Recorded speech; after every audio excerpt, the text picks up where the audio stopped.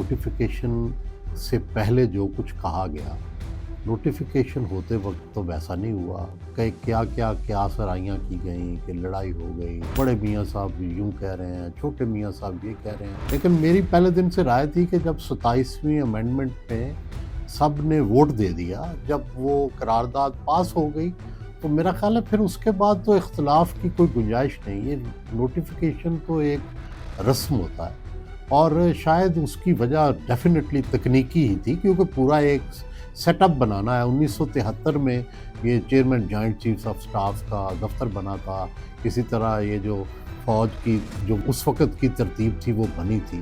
تو یہ 50 سال سے زیادہ ہو گیا ہے اس ترتیب کو بنے ہوئے، اور اس ڈھانچے کی نئی تشکیل میں لازمی طور پر کئی ٹیکنیکل اور موضوع جو ہیں وہ زیر بحث آئیں گے. کس نے کس کو جواب دہ ہونا ہے، اس کا سیکریٹریٹ کہاں ہونا ہے، دفتر کہاں ہونا ہے، کس طرح سے انہوں نے آپس میں کام کرنا ہے. یہ ڈیفینیٹلی اس میں ٹیکنیکل چیزوں کی وجہ سے دیر ہوئی ہوگی. ہو سکتا ہے کوئی فلسافیکل بھی چیز ہو، لیکن آج تک کوئی ایسی چیز سامنے نہیں آئی. اور جب وہ سامنے نہ آئے تو اس کا مطلب ہے کہ وہ باقی لوگوں کی کیا سرائیاں تھیں یا خیال رائے. اس حد تک تو یہ بات طے ہو گئی.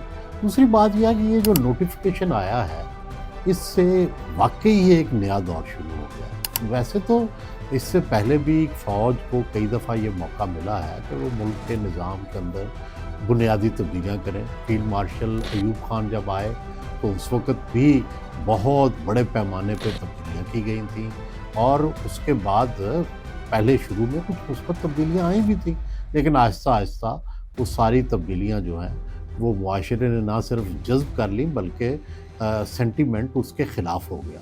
اور پھر ہم نے اس کے بعد دیکھا کہ جنرل ضیاء الحق آئے، اس وقت بھی تبدیلیاں کرنے کی کوشش کی گئی، پورا سیٹ اپ بنایا گیا، پارٹی لیس الیکشن کروائے گئے، اور سیاست کو ترتیب دینے کی کوشش کی گئی، بیوروکریٹس بدلے گئے، اسلام کے مطابق چیزیں بنانے کی کوشش کی گئی.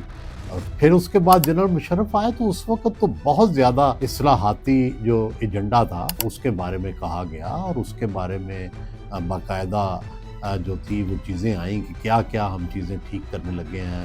ہم نے عدلیہ کا خیال رکھنا ہے، ہم نے بیوروکریسی کے اندر یہ تبدیلیاں کرنی ہیں. وہ بڑا مشہور ان کی گفتگو تھی. پھر جنرل باجوہ صاحب بھی جب آئے تو باجوہ ڈاکٹرائن لے کے آئے، اس کے اندر بھی بہت ساری اصلاحات تھی سوسائٹی کے اندر.